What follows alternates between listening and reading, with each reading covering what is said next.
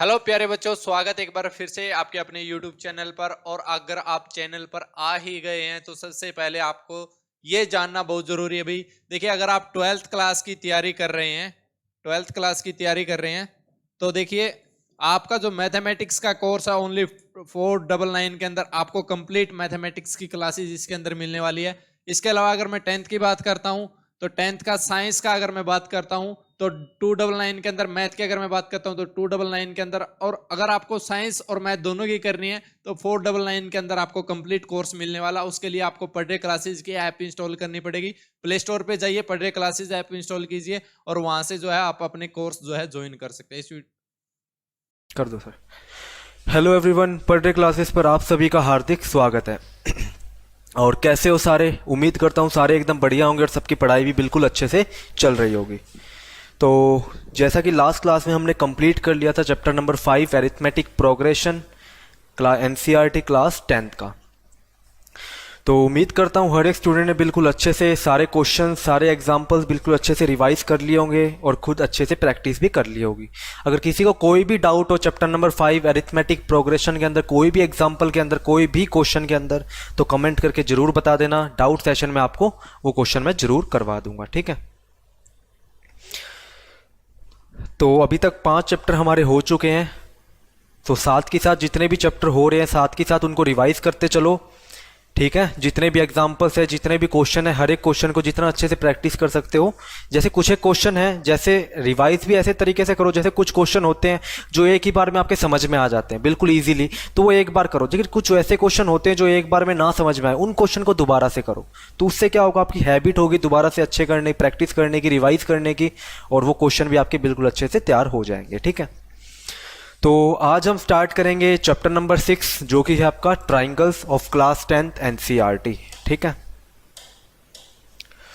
काफ़ी बच्चों के लिए काफ़ी मुश्किल चैप्टर मानते हैं वो इसको, बट ये मुश्किल है नहीं। मुश्किल मानने का कारण, जो इसके पीछे सबसे बड़ा कारण होता है, वो होता है इसकी थ्योरम्स, ठीक है। क्योंकि क्या होता है, क्लास 9 में कुछ ऐसी थ्योरम्स का प्रूफ हम करते आते हैं, क्लास 9 में भी आप इसके बारे में पढ़ते हो, ठीक है। क्लास 9th में भी इसके बारे में पढ़ते हो और वहाँ पे भी आपके रिलेटेड कुछ ऐसा ही चैप्टर है जहाँ पे आपको थ्योरम्स भी करनी होती है साथ में, ठीक है। बट यहाँ पे जब आप क्लास 10 में पढ़ोगे ट्राइंगल, तो यहाँ पे भी थोड़ा बहुत मुश्किल लगता है। क्यों? क्योंकि वहाँ के कंसेप्ट आपके कुछ क्लियर नहीं होते, आपकी थ्योरम्स वहाँ से क्लियर नहीं होती, और यहाँ पे आके जब आप दोबारा करते हो फिर वही चीज़ आपके साथ हो जाती है, ठीक है।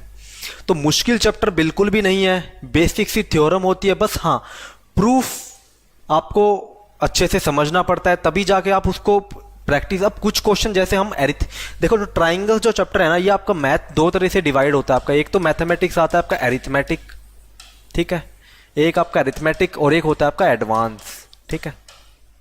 एक आपका होता है एडवांस मैथ, ठीक है। दो तरह के मैथ्स आपके पास होते हैं। एरिथमेटिक में आप पढ़ते हो डायरेक्टली चैप्टर, जैसे एपी वाले चैप्टर हो गए आपके पास, SI, simple interest, compound interest, real number, polynomials, उस टाइप के चैप्टर आपके कौन से में आते हैं? एरिथमेटिक्स में आते हैं, ठीक है।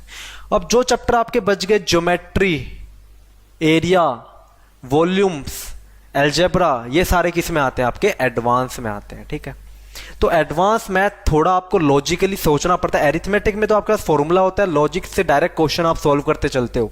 एक फॉर्मूला याद किया, क्वेश्चन में जो जो चीज गिवन है फॉर्मूला से सॉल्व कर दी। बट एडवांस में आपको लॉजिकली भी सोचना पड़ता है। जब एरिया, वॉल्यूम या फिर हम बात करते हैं ज्योमेट्री की, तो वहां पे भी काफी क्वेश्चन हमारे पास ऐसे सोचने पड़ते हैं। तो ट्राइंगल जो पार्ट है वो आपका एडवांस मैथ का पार्ट है। तो यहाँ पे जो चीजें होती है वो मुश्किल होती नहीं है अगर हम समझ के और प्रैक्टिस करके चले। एडवांस मैथ जो होगा हमारे पास यहाँ पे, जो हम ट्राइंगल्स चैप्टर करेंगे, उसमें आपको क्या करना है, बस एक चीज ध्यान रखना, जो भी थ्योरम, जो भी चीज कर रहे हो, उसको पहले लॉजिक देखो कि किस लॉजिक से हमें प्रूव करना है। एक हैबिट बना लो कि जैसा मैं आपको जब भी क्वेश्चन कराऊंगा ट्राइंगल्स के, सबसे पहले उसके लॉजिक बताऊंगा कि इसको हमें प्रूव कैसे करना है, उसके बाद हम प्रूफ करेंगे। तो ऐसे चीज करते हम कर चलेंगे तो क्या होगा, आपके पास क्वेश्चन देख के आपको पता चल जाएगा कि हमें करनी क्या चीज है पहले, उसके बाद हम इस चीज को स्टेप बाय स्टेप करेंगे, ठीक है। इस तरीके से जो थ्योरम्स होती हैं, उससे रिलेटेड जो एग्जांपल्स होते हैं, वो काफी इजीली मैथमेटिक्स में आपकी तैयार हो जाते हैं और आप उनको भूलते भी नहीं है। बस डेली प्रैक्टिस इनकी आपको जरूर करनी पड़ेगी, चाहे 2 मिनट करो, एक बार रिवाइज मान लो कैसे कैसे प्रूफ किया था, बस काम खत्म, ठीक है। फिर हफ्ते में 10 दिन में 15 मिनट में जैसे भी आपको टाइम मिले थ्योरम्स को प्रूव करके देख लो। थ्योरम्स जब तक खुद के हाथ से प्रूव करके नहीं देखोगे तब तक एग्जाम में नहीं कर सकते। ये डेफिनेट है पूरा, बिल्कुल नहीं हो सकती, क्योंकि वहां कोई ना कोई स्टेप आप भूलोगे ही भूलोगे। ठीक है, तो वही चीज यहां पे है, डरने की कोई भी बात नहीं है, बिल्कुल इजी चैप्टर है, स्टेप बाय स्टेप चलेंगे, हर एक चीज आपको बताते चलूंगा, बस साथ के साथ जितना मैं कराऊं उतना भी आपको करना है। ठीक है, तो स्टार्ट करते हैं अब ट्राइंगल्स चैप्टर। तो चैप्टर नंबर 6 आपका एनसीईआरटी क्लास 10 का ट्राइंगल्स। इसके बारे में जो हम क्लास 10 में अब पढ़ेंगे, अब इसमें पढ़ेंगे हम सिमिलर ट्राइंगल्स के बारे में, सिमिलरिटी के बारे में। ठीक है, सिमिलरिटी के बारे में हम क्लास 10th में पढ़ेंगे। इससे पहले जो क्लास 9th में आपने पढ़ा था वहां पे आपने कॉन्ग्रुएंसी पढ़ी थी। ठीक है, दो तरीके की चीज होती है, एक होता है कॉन्ग्रुएंट, एक होता है आपके पास कॉन्ग्रुएंट और एक होती है आपके पास सिमिलर। ठीक है, अब इसमें फर्क क्या है, फर्क किस चीज का है? एक तो आपके पास आ गया कॉन्ग्रुएंट और एक आ गया सिमिलर वर्ड। कॉन्ग्रुएंट के बारे में आप पढ़ चुके हो क्लास 9 में। कॉन्ग्रुएंट हम किसे बोलते थे? Those figures which are of same shape and same size, इसको हम क्या बोलते थे? कॉन्ग्रुएंट फिगर्स बोलते थे। कौन सी फिगर्स? जो सेम आपकी शेप की हो और साइज भी उनका क्या हो, बिल्कुल सेम ही हो। ठीक है, उनके साइज में भी कोई अंतर ना हो। साइज का मतलब क्या है? उसका एरिया। अगर 2D की बात करें, 3D की बात करें, उसका वॉल्यूम। ठीक है, अगर 2 डायमेंशनल में बात करते हैं हम साइज से रिलेटेड, तो साइज का मतलब होता है उसका एरिया। उस एरिया क्या होगा? सेम होगा। और शेप का मतलब उसकी शेप तो आपको पता ही है, उसका आपका बिल्कुल शेप भी क्या होगा, जैसे ट्राइंगल 3 साइडेड फिगर है, रेक्टेंगल 4 साइडेड फिगर है, उस टाइप से शेप भी आपकी क्या होनी चाहिए? सेम होनी चाहिए। और साइज भी आपका सेम होना चाहिए। बट जब बात हम सिमिलर की करते हैं तो यहां पे क्या बात आती है कि उसका तो शेप है वो तो सेम होना चाहिए, बट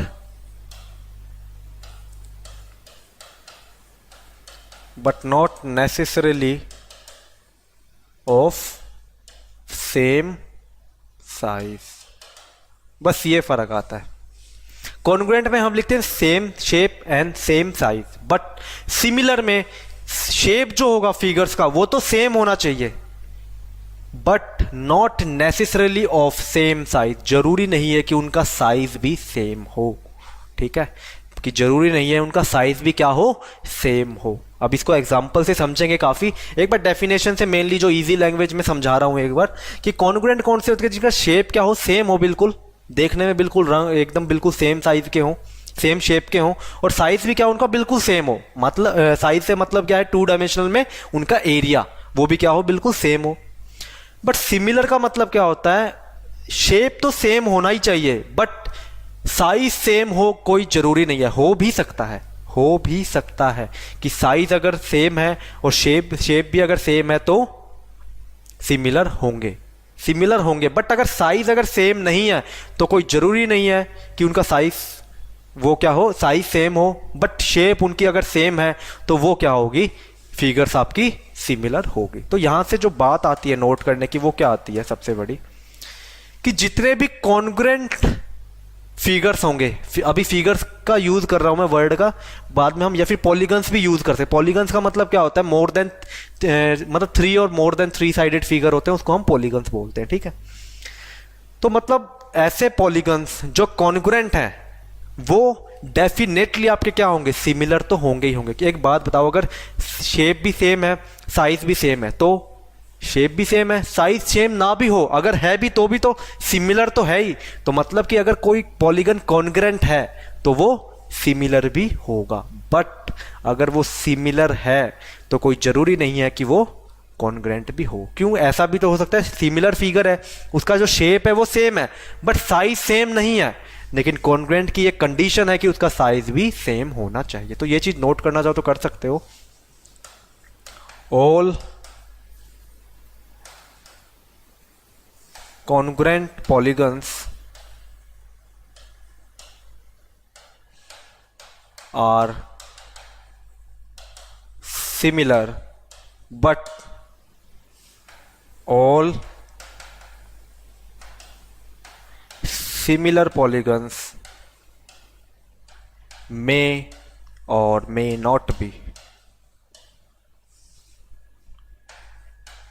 मे और मे नॉट बी कॉन्ग्रुएंट। हो भी सकते हैं बट कोई जरूरी नहीं है कि हमेशा ही कॉन्ग्रुएंट हो सकते हैं। क्यों? अगर सिमिलर है, शेप भी अगर सेम हो गया, साइज भी अगर सेम हो गया तो कॉन्ग्रुएंट होंगे। बट अगर सेम शेप आपका सेम है, साइज सेम नहीं है, तो उस केस में जो सिमिलर पॉलीगन्स है वो आपके कॉन्ग्रुएंट नहीं होंगे। तो इतना नोट करना चाहो तो नोट कर लो, ठीक है, वरना स्क्रीनशॉट लेना चाहो तो स्क्रीनशॉट ले सकते हो। बेसिक सी डेफिनेशन थी समझाने के लिए कि कॉन्ग्रुएंट और सिमिलर में फर्क क्या होता है। बात करते हैं हम एग्जाम्पल्स के थ्रू, ठीक है।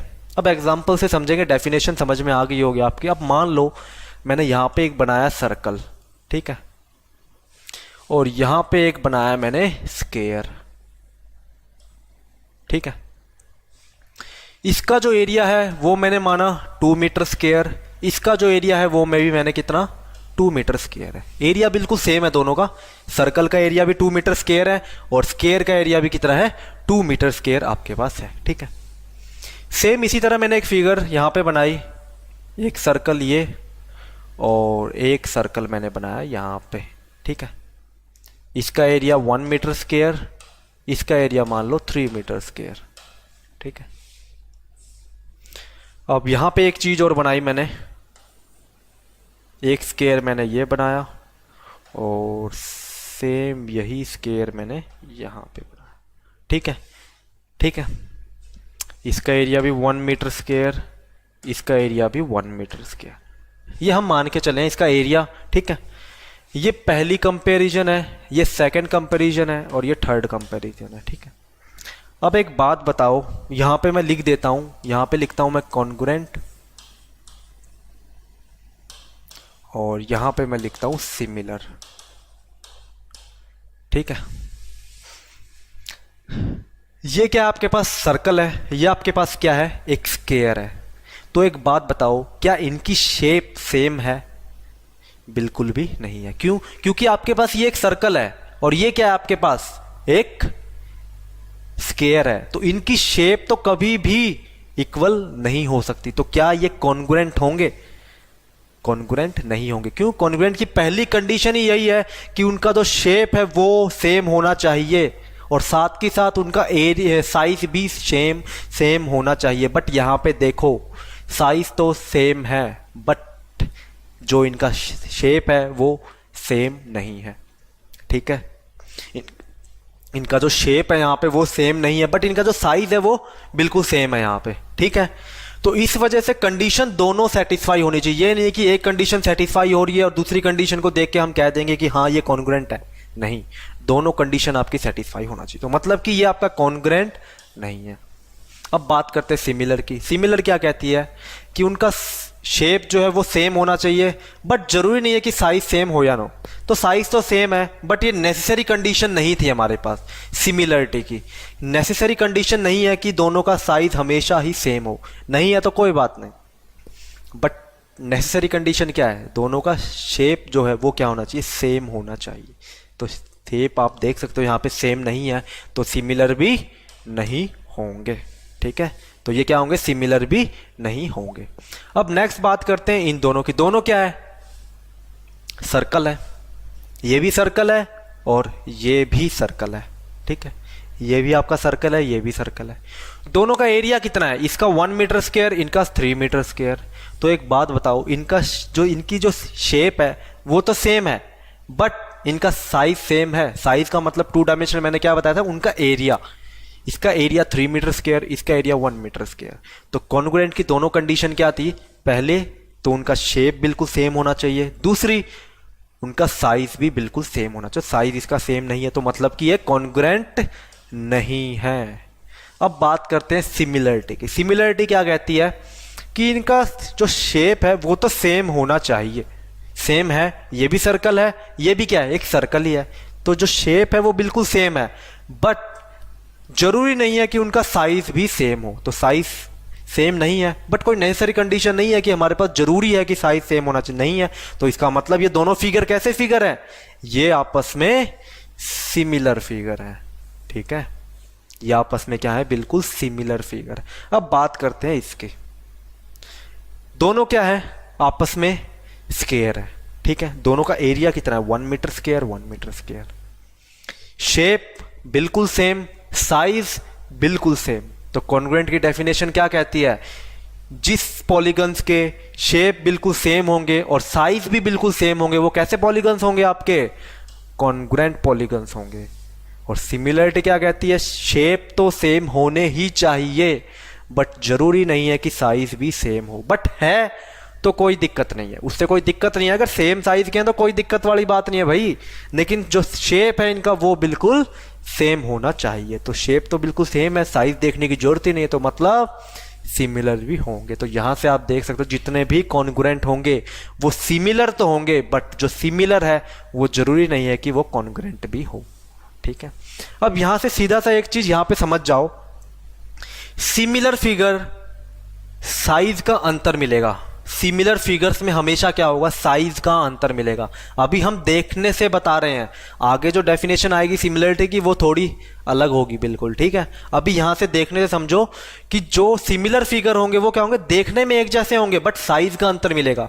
बट जो कॉन्ग्रुएंट फिगर होंगे वो बिल्कुल देखने में भी एक जैसे होंगे और एक दूसरे को ओवरलैप करेंगे। मतलब अगर इसको उठा के इसके ऊपर रख दूं तो ये पूरा कवर कर लेगा इसको, बट इसको उठा के अगर इसके ऊपर रखूं तो ये पूरा कवर नहीं करेगा। बस यही मेन फर्क होता है कॉन्ग्रुएंट में और सिमिलर में, ठीक है। सिमिलर मतलब बिल्कुल थोड़ा मिलता जुलता, कॉन्ग्रुएंट मतलब पूरा एग्जैक्ट वही डुप्लीकेट कॉपी उठा के रख दो, उसी को बोलते हैं हम कॉन्ग्रुएंट। सिमिलर बिल्कुल मिलता जुलता, ठीक है। तो यही फर्क होता है यहाँ पे कॉन्ग्रुएंट में और सिमिलरिटी में, ठीक है। तो जो सारा चैप्टर है वो कंप्लीटली आपके ऊपर सिमिलरिटी के ऊपर बेस है। कॉन्ग्रुएंट आप क्लास 9 में पढ़ चुके हो, अभी जो क्लास 10th में पढ़ोगे आप वो पढ़ोगे कंप्लीटली सिमिलरिटी के ऊपर। इससे रिलेटेड थ्योरम्स आएंगी, इससे रिलेटेड एग्जांपल्स क्वेश्चन आपको देखने को मिलेंगे, ठीक है। तो काफ़ी इंटरेस्टिंग चैप्टर है, नई नई चीज़ें देखने को मिलेंगी, सीखने को भी मिलेंगी, ठीक है। तो उम्मीद करता हूँ यहाँ तक समझ में आ गया होगा कॉन्ग्रुएंट और सिमिलर होता क्या है, ठीक है। अब हम चलते हैं नेक्स्ट टॉपिक पर। तो यहाँ पे कुछ एग्जाम्पल गिवन थे आपके, देख सकते हो। अब यहाँ पे मान लो मैंने क्या बताया था, सिमिलर फिगर जो भी होंगे वो क्या करेंगे, एक दूसरे को देखने में एक जैसे होंगे बट कभी भी ओवरलैप नहीं करेंगे। जरूर कर सकते हैं बट जरूरी नहीं है कि ओवरलैप करें, बट कॉन्ग्रुएंट हमेशा ओवरलैप करेंगे। अब जैसे यहाँ पे 2 फिगर गिवन है, एक सर्कल ये है, एक सर्कल ये है, तो क्या दोनों सर्कल कॉन्ग्रुएंट है? नहीं है। क्यों? इसका साइज छोटा है, इसका साइज बड़ा है, बट हाँ शेप बिल्कुल सेम है, ये भी सर्कल ये भी सर्कल, तो सिमिलर है। अब यहाँ पे ये 2 अलग अलग गिवन है, ये छोटा ये बड़ा, तो मतलब कॉन्ग्रुएंट तो नहीं है बट सिमिलर जरूर है।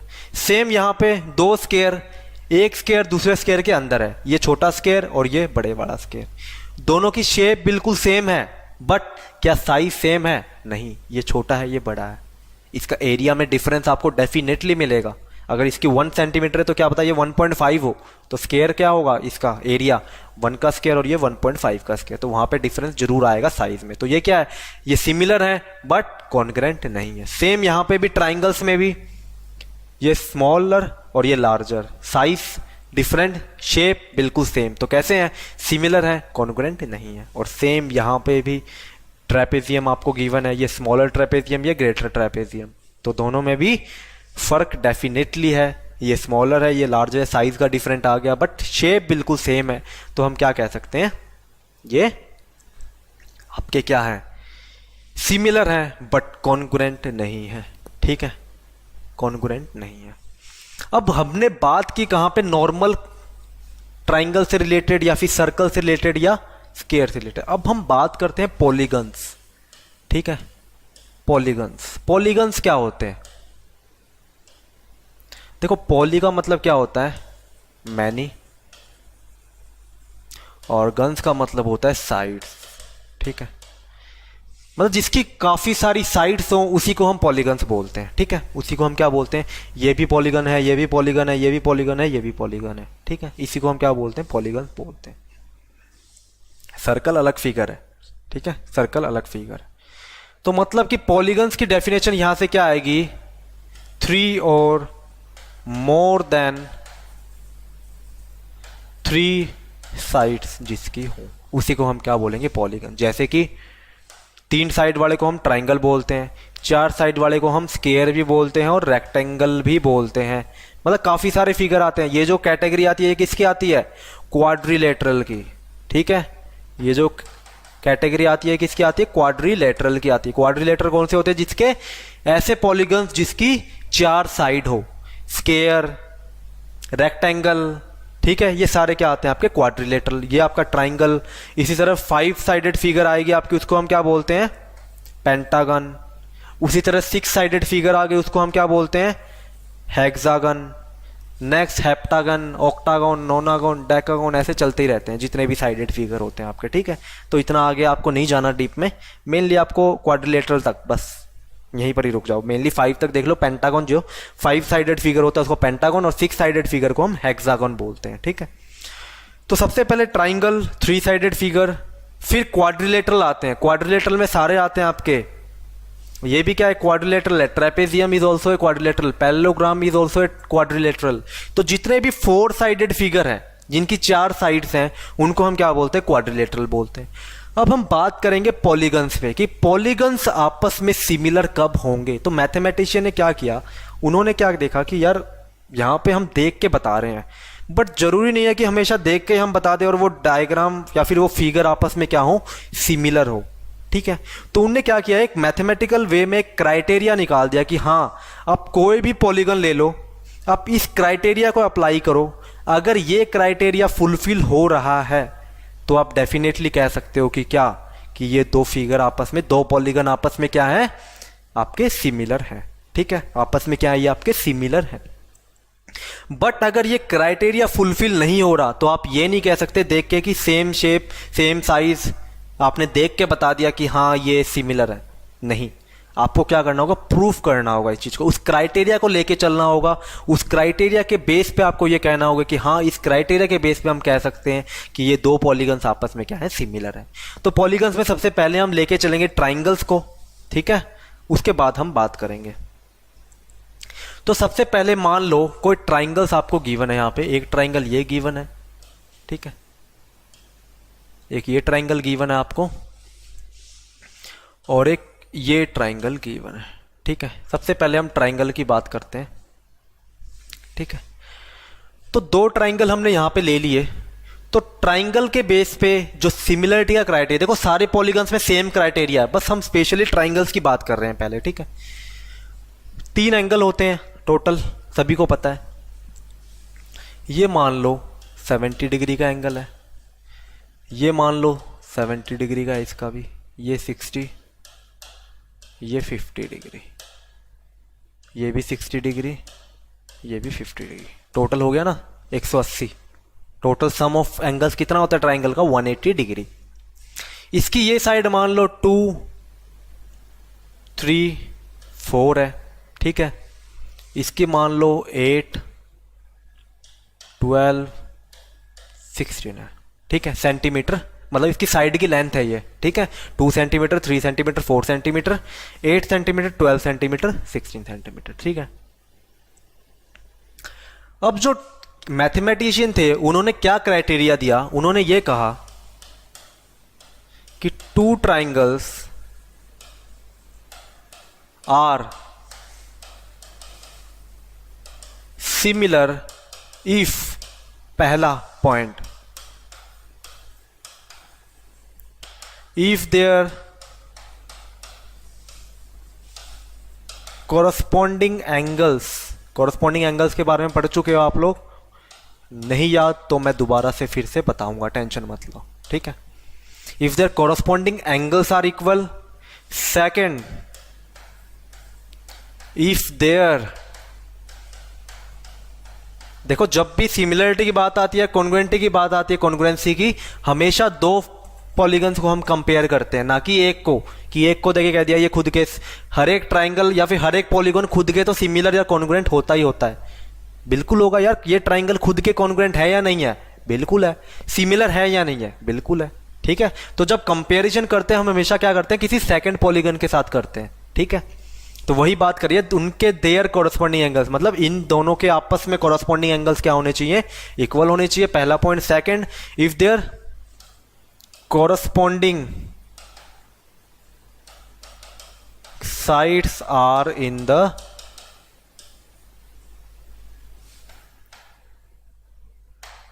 सेम रेशियो, या फिर इसको हम बोलते हैं प्रोपोर्शनल। साइड्स क्या है आपस में? प्रोपोर्शनल है, ठीक है। साइड्स क्या है आपस में? प्रोपोर्शनल। रेशियो के बारे में तो पता होगा सभी को। तो ये क्राइटेरिया मैथमेटिशियन ने दिया कि आपको सिमिलरिटी चेक करनी है किसी भी ट्राइंगल्स की, तो आप क्या करो, ये चीज चेक कर लो।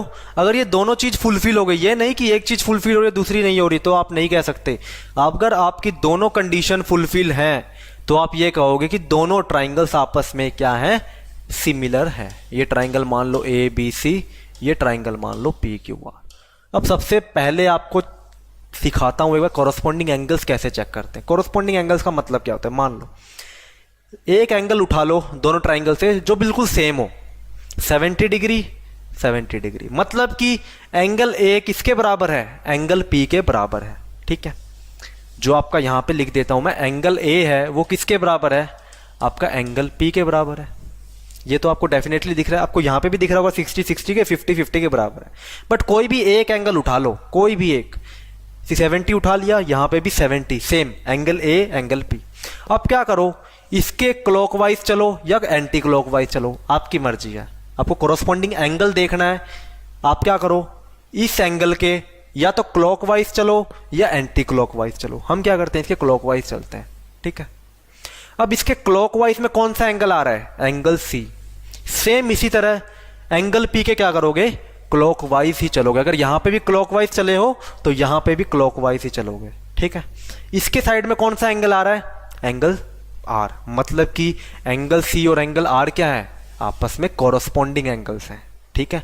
आपस में क्या है? कॉरस्पॉन्डिंग एंगल्स हैं। जो इसके राइट में है वही इसके राइट में जो एंगल है वो इस एंगल का क्या होगा? कॉरस्पॉन्डिंग एंगल होगा। जो एंगल इसके लेफ्ट में है और जो एंगल इसके लेफ्ट में है वो क्या होंगे? आपस में कॉरस्पॉन्डिंग एंगल्स होंगे। तो इसके साइड में जो एंगल है वो कौन सा है? हम क्लॉकवाइज चले थे, इसके साइड में एंगल कौन सा है? Angle C. इसके साइड में कौन सा है? पी के साइड में एंगल है आर। हम देख सकते हैं सी और आर क्या है, हमें पता है कॉरस्पॉन्डिंग एंगल्स है। हमें ये चेक करना है कि इनके कॉरस्पॉन्डिंग एंगल्स इक्वल है या नहीं। तो हमने देखा ये भी सी और आर क्या है? कॉरस्पॉन्डिंग है आपस में। एंगल की वैल्यू कितनी है? 60 डिग्री। तो इसका मतलब एंगल सी भी किसके बराबर है? एंगल आर के बराबर है, ठीक है। अब रह गया तीसरा एंगल, तो दो तो आगे, तीसरा एंगल ऑटोमेटिकली आ जाएगा आपके पास। कौन सा? इसके एंटी क्लॉकवाइज में एंगल बी और इसके एंटी क्लॉकवाइज में कौन सा एंगल आएगा? Angle Q. इसके एंटी क्लॉकवाइज में कौन सा एंगल आएगा? एंगल बी और इसके एंटी क्लॉकवाइज में एंगल क्यू। तो मतलब बी और क्यू क्या है आपस में? कॉरस्पॉन्डिंग एंगल्स है। कॉरस्पॉन्डिंग का मतलब होता है जिस तरीके से यहां पे आ रहा है एंगल उसी तरीके से वहां पे भी आना चाहिए, बिल्कुल सेम एक जैसे, ठीक है। तो मतलब कि बी और क्यू क्या है? आपस में कॉरस्पॉन्डिंग एंगल्स हैं। तो मतलब कॉरस्पॉन्डिंग है तो चेक क्या करना है? इक्वल है या नहीं। तो ये भी 50 डिग्री, ये भी 50 डिग्री, मतलब कि एंगल बी भी किसके बराबर है? एंगल क्यू के बराबर है। अब हम क्या कह सकते हैं? एंगल ए पी के बराबर, एंगल ए पी के बराबर, कॉरस्पॉन्डिंग एंगल। कॉरस्पॉन्डिंग है या नहीं है? बी के क्लॉकवाइज जाओ और क्यू के क्लॉकवाइज जाओ, कौन सा एंगल आएगा? ए और पी। और ए और पी क्या है आपस में? फिर कॉरस्पॉन्डिंग है, इक्वल है ही, क्योंकि हम मान के ही चले थे स्टार्टिंग में, हम यही लेके चलेंगे। कोई भी दो एंगल उठाओ, एक इस ट्राइंगल का एक इस ट्राइंगल, जो इक्वल हो, ठीक है। हो सकता है 70 यहां पे था, एक 70 यहां था, हो सकता है 70 यहां ना हो के यहां पे हो, तो क्या करोगे? 70 यहां पे लेके चलोगे। अब इसके क्लॉकवाइज चले तो यहां से क्लॉकवाइज चलोगे तो कौन सा एंगल आएगा? ये एंगल आएगा, ठीक है। ऐसा भी हो सकता है, ठीक है। अब क्या करेंगे? हमने क्या देख लिया कि कॉरस्पॉन्डिंग एंगल जितने भी थे ट्राइंगल के वो क्या है? आपस में इक्वल है। मतलब कि पहली कंडीशन तो हमारी क्या है? सेटिस्फाई है। अब क्या बच गई? Second condition. सेकंड कंडीशन क्या कहती है? If there corresponding sides are in same ratio. Corresponding sides same ratio में होनी चाहिए, मतलब कि इसकी साइड के जो कॉरस्पॉन्डिंग साइड है इस ट्राइंगल की, उनका रेशियो आपस में बराबर होना चाहिए हर एक साइड के साथ। मतलब इस साइड का इस साइड के साथ, इस साइड का इस साइड के साथ, इस साइड का इस साइड के साथ। जरूरी नहीं है सेम इसी तरह से चलो, वही क्लॉकवाइज वाला सिस्टम है। एंगल ए से चलोगे, एंगल ए के साइड में कौन सी साइड है? ये साइड है, तो ये कॉरस्पॉन्डिंग एंगल था, तो इसकी साइड कौन सी है? ये वाली साइड। अब इस साइड के क्लॉकवाइज चलोगे तो ये साइड, इस साइड के कॉरस्पॉन्डिंग चलोगे तो ये साइड। तो मतलब ये साइड और ये साइड क्या है? आपस में कॉरस्पॉन्डिंग है। इसी तरह मतलब एंगल से भी आप चल सकते हो कि ये एंगल हम स्टार्टिंग में लेके चले थे, इसके क्लॉकवाइज कौन सी साइड है, पी आर, इसके कॉरस्पॉन्डिंग मतलब इसके क्लॉकवाइज कौन सी साइड है, ए सी, तो मतलब कि इनका और इसका रेशियो कोई वैल्यू आएगी। अब ये चेक कर ली, अब लेके चलेंगे सेकंड एंगल, मान लो ये साइड ले ली हमने, इसके एंटी क्लॉकवाइज कौन सी साइड है, ए बी, इसके एंटी क्लॉकवाइज कौन सी साइड है, पी क्यू, मतलब ये आपस में क्या है, कॉरस्पॉन्डिंग साइड्स हैं, इनका रेशियो। थर्ड कौन सी साइड बच गई, ये और ये, तो इनका रेशियो। अगर वो रेशियो तीनों का आपस में बराबर आ जाता है उसका मतलब क्या है, ये कंडीशन आपकी सेटिस्फाई होगी।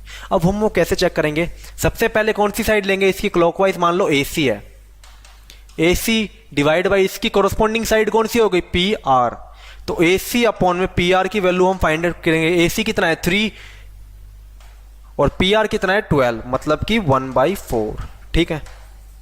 नेक्स्ट ये साइड ले ली, ये साइड ले ली, अब इस साइड के भी कॉरस्पॉन्डिंग चल सकते हो आप, इसके क्लॉकवाइज ले लो या इसके एंटी क्लॉकवाइज ले लो। इस साइड के क्लॉकवाइज में कौन सी साइड है, बी सी, लेकिन एक चीज ध्यान रखना, अगर ऊपर आप इसी ट्राइंगल की साइड को लेके चल रहे हो तो नेक्स्ट टाइम जब चेक करोगे तो भी इसकी साइड ही आपको ऊपर लेनी है।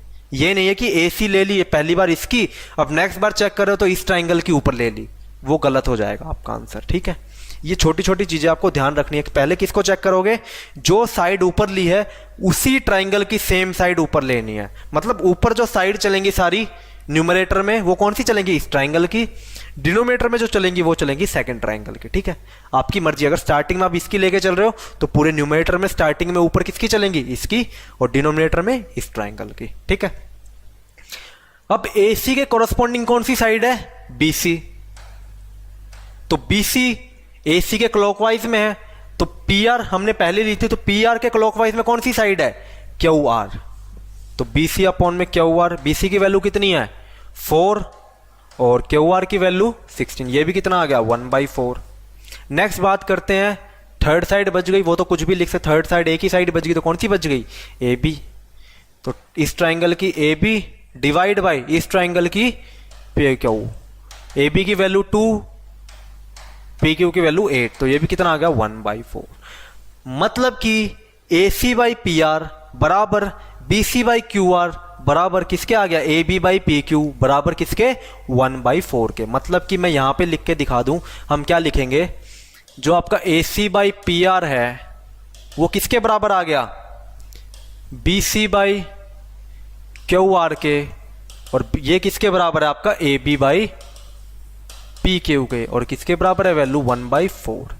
तो मतलब कि दोनों ट्राइंगल्स की कॉरस्पॉन्डिंग साइड्स का रेशियो हमने क्या निकाला है, यहां पे रेशियो निकाला है, उनका रेशियो क्या है, आपस में बराबर, मतलब इन तीनों साइड्स का रेशियो क्या होना चाहिए, आपस में बराबर होना चाहिए। अगर कॉरस्पॉन्डिंग साइड्स, ये दोनों कॉरस्पॉन्डिंग, ये दोनों आपस में कॉरस्पॉन्डिंग है, ये दोनों आपस में कॉरस्पॉन्डिंग है, इनका हमने क्या लिया, रेशियो निकाला।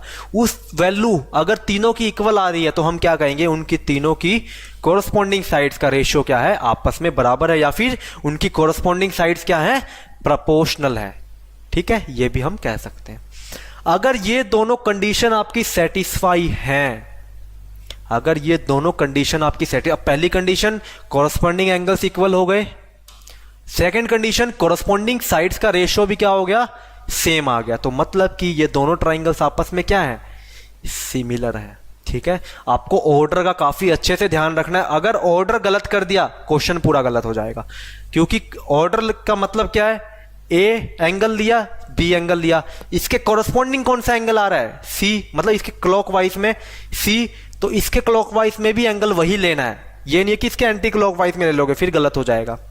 यहां पे आर, मतलब ये दोनों एंगल क्या है, आपस में कॉरस्पॉन्डिंग है। ये तो हमने सीखा डायग्राम से, अब इसको हम रिप्रेजेंट कैसे करेंगे, ये तो हमने डायग्राम से पता चल गया होगा, डायग्राम से उम्मीद करता हूं सबको समझ में आ गया होगा कैसे हमें रिप्रेजेंट करना है, कैसे हमें कॉरस्पॉन्डिंग एंगल और कॉरस्पॉन्डिंग साइड हमें फाइंड आउट करनी है, ठीक है।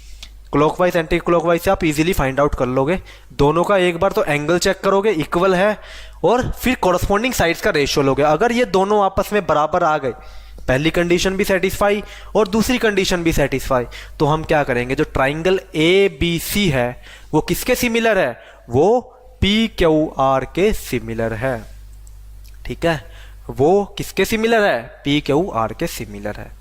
मतलब कि मैं कैसे रिप्रेजेंट करूंगा, जो आपका ट्राइंगल ABC है वो किसके सिमिलर है? ट्राइंगल पी क्यू आर के। अब ये चीज चेक करनी पड़ेगी मैंने सही लिखा है या नहीं, यहाँ पे भी गलती हो सकती है। आप कहोगे सर ऐसे कैसे गलती हो सकती है, एबीसी ट्राइंगल है वो पी क्यू आर है। अब इसको मान लो अगर मैं लिख दूं पी आर क्यू, इसको मान लो मैंने स्टार्टिंग में लिख दिया पी आर क्यू, क्योंकि तीन ही साइड है, इसमें ए बी सी है, इसमें पी आर क्यू है, तो मैंने क्या लिख दिया ए बी सी किसके सिमिलर है? पी आर क्यू के। एक बात बताओ, अब अगर आपको ना गिवन हो ये चीज, अब अगर आपको ना गिवन तो आप ऑर्डर से, अगर आपको डायग्राम गिवन था तो आपने देख के बता दिया, बट अगर डायरेक्टली ये गिवन है कि ए बी सी सिमिलर है पी आर क्यू के, तो यहां से कैसे बताओगे कि कौन सा एंगल किसके इक्वल है, कौन सी साइड का रेशियो किस साइड के साथ प्रोपोर्शनल है? तो उसका भी ऑर्डर से ही हमें पता चलता है। कैसे? अगर एंगल ए लिखा है पहले, इसमें कौन सा आएगा? साइड आपकी पी लिखी है, तो मतलब एंगल ए किसके बराबर है? एंगल पी के बराबर है। नेक्स्ट कौन सा आ रहा है? बी, तो एंगल बी किसके बराबर है? इसकी जो सेकंड आर, क्या एंगल बी एंगल आर के बराबर था? बट एंगल बी क्यू के बराबर था, अब आर के बराबर तो एंगल सी था, तो मतलब कि हमने लिखने में गलती कर दी, वो चीज आपकी क्या हो जाएगी? गलत हो जाएगी। तो वहां पे आप इसको क्या लिखोगे? पी क्यू आर, ठीक है, इसको आप क्या लिखोगे? P Q are. अब क्या लिखोगे? एंगल बी किसके बराबर होगा? सेकंड, सेकंड किसके? सेकंड के। थर्ड किसके बराबर होगा? थर्ड के। अब चेक करो, एंगल ए पी के बराबर, एंगल बी क्यू के बराबर, एंगल सी आर के बराबर। तो मतलब कि अब जो आपने लिखा है बिल्कुल सही लिखा है यहाँ पे, ठीक है। तो एंगल ए पी के बराबर, मतलब वो तो हमने डायग्राम में देख के लिखा, बट हम क्या कर रहे हैं, हम बिना डायग्राम के देखे अगर ये चीज आपको गिवन है तो उससे कैसे लिखोगे वो मैं आपको बता रहा हूं, ठीक है। ये तो लिख लिया आपने कोरोस्पोंडिंग एंगल्स, जो जो लाइन वाइज आएंगे वो एंगल उसके बराबर होता है। ए पी के बराबर, सेकंड वाला सेकंड के बराबर, थर्ड वाला थर्ड के बराबर। अब बात आती है कोरोस्पोंडिंग साइड्स की। कोरोस्पोंडिंग साइड्स कैसे लेते हैं हम? अगर इसकी ए बी ली है हमने, तो इसकी हम कौन सी साइड लेंगे? पी क्यू लेंगे। मतलब लगातार दो A B divide by P Q का रेशियो किसके बराबर आना चाहिए? स्टार्टिंग में पहली दो ली, साइड क्या होंगी? दो पॉइंट का रेशियो होगा ना, दो साइड, दो पॉइंट को जो ज्वाइन करेगी लाइन उसी को साइड बोलेंगे हम। इसकी साइड फिर कौन सी लेंगे? बीसी लेंगे हम। यहां पे बीसी ली है तो लास्ट टू ली है, तो इसकी हम क्या लेंगे? लास्ट टू लेंगे, बीसी बाई क्यू आर। अब कौन सी बच गई? पहली दो एसी, और यहां से कौन सी बच गई? P R. AC divide by P R. इनका रेशियो क्या आना चाहिए? आपस में बराबर आना चाहिए। अब चेक कर लो, उसी हिसाब से आया होगा। ए बी अपॉन में P Q, A B upon में P Q. Next BC upon में क्यू आर, बीसी अपॉन में क्यू आर, और नेक्स्ट एसी अपॉन में पी आर, और लास्ट क्या है? एसी अपॉन में पी आर। ये कोई जरूरी नहीं है पहले आपने वो निकाल लिया बाद में ये निकाल, ये कोई जरूरी नहीं है, कोई भी साइड का निकालो, बट रेशियो सही होना चाहिए। A B by P Q मतलब A B by P Q, क्योंकि कोरस्पॉन्डिंग साइड्स का रेशियो है। यही चीज यहां पे सीखनी है आपको। अगर इसको आप ये लिख देते ना A B C similar to P R Q, तो वो गलत हो जाता आपका। क्यों? क्योंकि उससे ये चीज आपकी बदल जाती, ये चीज भी आपकी बदल जाती वहां पे, ठीक है। तो यही छोटी छोटी चीजें आपको ध्यान रखनी है। इसको हम सिमिलर का साइन बोलते हैं, इससे हम सिमिलरिटी को रिप्रेजेंट करते हैं। कॉन्ग्रुएंट को आप कैसे करते थे? ऐसे करके ऐसे रिप्रेजेंट करते थे कॉन्ग्रुएंसी को, और सिमिलर को हम इस तरीके से रिप्रेजेंट करते हैं कि ट्राइंगल ए बी सी क्या है? सिमिलर है। इसको हम रीड कैसे करेंगे? Triangle A B C is similar to triangle P Q R, ठीक है। डायरेक्टली लिख दिया। एंगल ए किसके बराबर? एंगल पी के बराबर, एंगल बी एंगल क्यू के बराबर, एंगल सी एंगल आर के बराबर। कोरस्पोंडिंग साइड कौन कौन सी होगी? इसकी ए बी है तो इसकी कोरस्पोंडिंग साइड पी क्यू। अगर ये डायरेक्टली लिखा हुआ है तो, अगर डायग्राम गिवन है तो उसके हिसाब से अलग भी हो सकती है, ठीक है।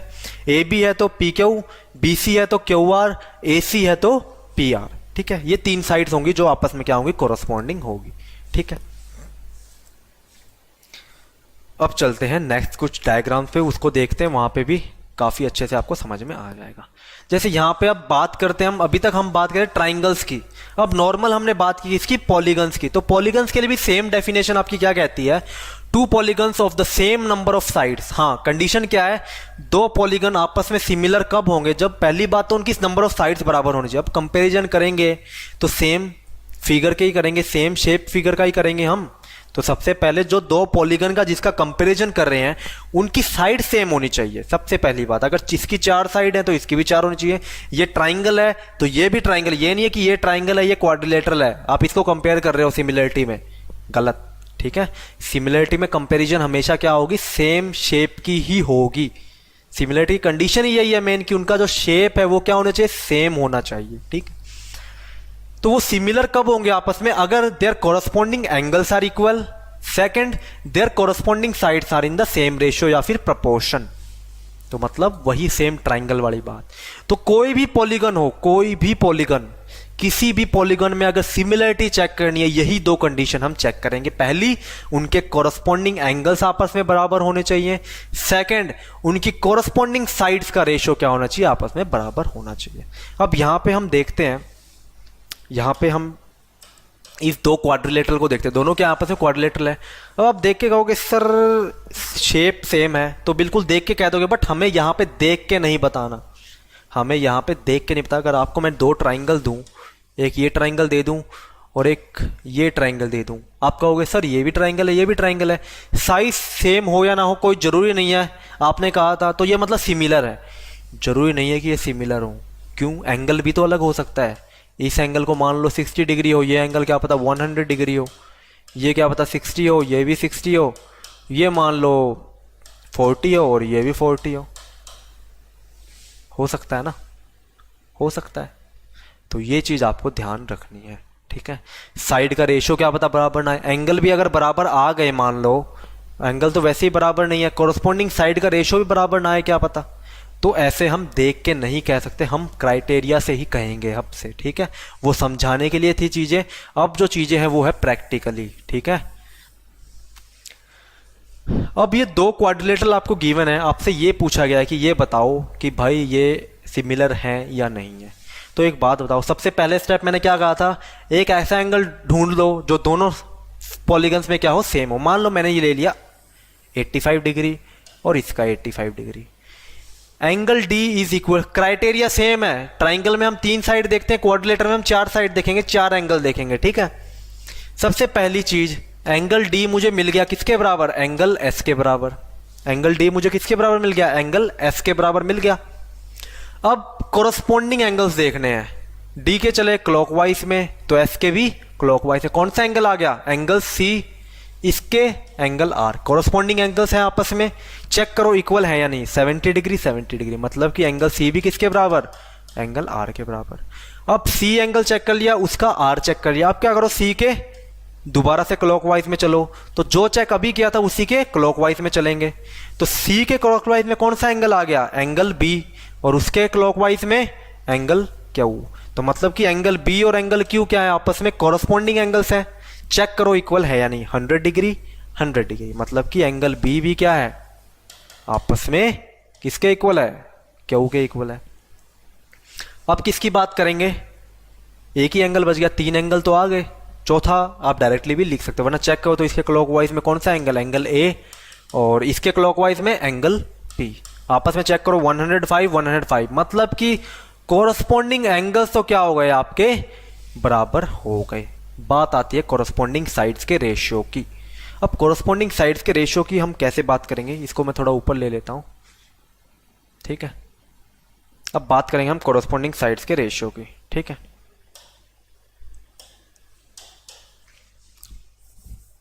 अब कोरस्पॉन्डिंग एंगल्स का साइड का रेशियो हम कैसे लेंगे, देखो एक बार इसको मैं रब कर देता हूं, वैसे चलो इसको साइड कर देता हूं एक बार, क्योंकि हमें जिसकी जरूरत होगी वो चीज जरूरी है।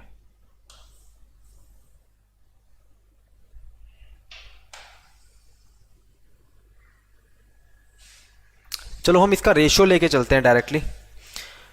अब ये जो साइड है, ये साइड आपको दिख रही होगी, ठीक है, अब ठीक है, आपको इसका मेजरमेंट भी दिख रहा होगा यहां पे। ठीक है,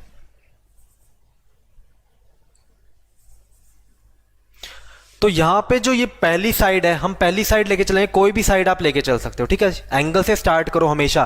कोरस्पॉन्डिंग एंगल कौन सा इक्वल लिया था हमने, 85 लिया था, और इसका 85, इसके क्लॉकवाइज में कौन सी साइड है, डीसी, तो DC अपॉन में इसके क्लॉकवाइज में कौन सी साइड लेंगे हम, SR। तो इसका रेशियो निकालो, कितना आएगा 2.4 डिवाइड बाई 4.8, पॉइंट से पॉइंट कैंसिल, 24 दूनी 48, 1/2।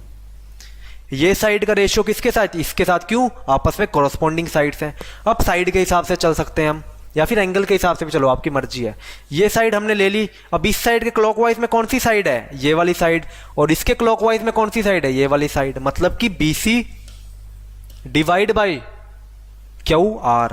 तो BC की लेंथ कितनी है 2.5 और QR की लेंथ कितनी है 5, ठीक है। तो पॉइंट 25 दूनी 50, ये भी 1/2।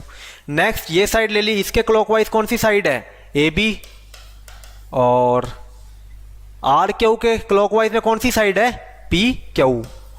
तो AB की लेंथ कितनी है 1.5 और इसकी कितनी है 3.0। तो ये कितना आ गया 15 दूनी 30, 1/2। और लास्ट कौन सी साइड बच गई आपकी, AD डिवाइड बाई PS। तो इसका रेशियो देखेंगे, AD कितना है 2.1 और PS कितना है 4.2। तो पॉइंट से पॉइंट कैंसिल, 21 दूनी 42। तो ये 1/2। मतलब कि इनका रेशियो भी क्या आ गया, आपस में बराबर आ गया। मतलब चारों कॉरस्पॉन्डिंग साइड्स का रेशियो भी आपस में बराबर है और कॉरस्पॉन्डिंग एंगल्स भी इक्वल है। तो हम क्या कह सकते हैं कि ये दो क्वाड्रिलेटरल आपस में क्या है, इक्वल हैं। अब लिखेंगे कैसे, ऐसे थोड़ी लिख देंगे ACBD किसके सिमिलर है, PQRS के, कुछ भी नहीं, बिल्कुल देख के जोन से एंगल जो उसके बराबर है उससे हमें नाम की स्टार्टिंग करनी है, ठीक है। उससे हमें क्या करना है, नाम की स्टार्टिंग करनी है। तो हम क्या लिखेंगे, एंगल DS के बराबर था, इसने D से स्टार्ट किया, हम क्या करते हैं A से स्टार्ट करते। एंगल A किसके बराबर था, P के बराबर, मतलब कि क्वाड्रिलेटरल P, क्वाड्रिलेटरल ABCD लगातार लिख दिया हमने, ठीक है। ABCD किसके सिमिलर है, क्वाड्रिलेटरल ABCD किसके सिमिलर है, A किसके बराबर, P के बराबर, B किसके बराबर, Q के बराबर, C किसके बराबर, R के बराबर, और D किसके बराबर, S के बराबर। तो इस तरीके से हम इसको रिप्रेजेंट करेंगे, ठीक है। इस तरीके से हम इसको क्या करेंगे, रिप्रेजेंट करेंगे, ठीक है। तो इस तरीके से हमें क्या करना है, इसको रिप्रेजेंट करना है, ठीक है। तो उम्मीद करता हूँ यहाँ तक समझ में आ गया होगा। तो 6.1 जो एक्सरसाइज है काफ़ी बेसिक एक्सरसाइज है आपकी, तो उसमें नॉर्मल बेसिक से क्वेश्चन है, वो हम डिस्कस करेंगे अभी थोड़ी देर में, ठीक है। चलते हैं आगे। तो यहाँ से फिल इन द ब्लैंक्स हैं आपके, तो फिल इन द ब्लैंक्स काफ़ी ईजी हैं आपके और कंप्लीट हो जाएंगे, ठीक है। तो क्वेश्चन क्या है पहला, देखो, fill in the blanks using the correct word given in the bracket, ठीक है। ये पहली एक्सरसाइज है आपकी और पहली एक्सरसाइज में आपको ये चीजें बतानी है। तो पहली एक्सरसाइज में क्वेश्चन आपका पहला क्या गिवन है, ऑल सर्कल्स आर, ब्रैकेट में गिवन है कॉन्ग्रुएंट या सिमिलर। अब एक बात बताओ, जितने भी सर्कल्स हैं आपस में कॉन्ग्रुएंट होंगे या सिमिलर होंगे। सर्कल्स ऐसे भी तो हो सकते हैं, जरूरी थोड़ी है सेम साइज के होंगे, सारे अलग अलग साइज के भी हो सकते हैं। तो मतलब कि जितने भी सर्कल्स हैं वो आपस में कॉन्ग्रुएंट होंगे, कभी भी नहीं होंगे। जरूरी नहीं है कि कॉन्ग्रुएंट हो, बट सिमिलर हमेशा होंगे। क्यों, क्योंकि इनकी शेप क्या होगी, सेम होगी। साइज कोई जरूरी नहीं है कि सेम हो या ना हो। तो मतलब यहां पे क्या आएगा आपका,